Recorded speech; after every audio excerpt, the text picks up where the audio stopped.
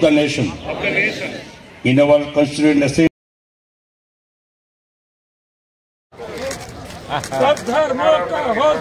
Rally शुरू करते যাচ্ছি এর ভাগে আমি জেলা দপ্তর শ্রম দপ্তর এবং অন্যান্য দপ্তর আপনারা সকলেই জানেন যে সংবিধান গৃহীত হয়েছিল 26 নভেম্বর 1949 সালে এবং এটাকে কার্যকর করা হয় 26 জানুয়ারি 1950 সালে।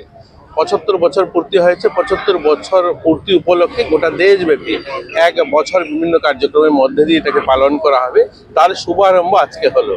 আমরা সকলেই যারা নতুন প্রজন্ম আর যুব যারা সকলেই আমরা জানি যে আমাদের অধিকার, আমাদের কথা বলার অধিকার, আমাদের অন্ন বস্ত্র শিক্ষা স্বাস্থ্য, আমাদের বাসস্থানের সমস্ত অধিকার কিন্তু আমাদের সংবিধান আমাদেরকে দিয়েছে। এটা যেন নতুন প্রজন্ম পর্যন্ত, নতুন ছাত্রছাত্রী সকলের মধ্যে যেন প্রচার প্রসার ঘটে এবং সংবিধানের প্রতি যেন আরও শ্রদ্ধা, আরও আমাদের একাগ্রতা আমাদের এটা বাড়ে, তার জন্যই এক বছর বিভিন্ন কার্যক্রমের মধ্যে দিয়ে পালন করা হবে। Dr. Bhimrao Ramji Ambedkar, the father of Indian Constitution.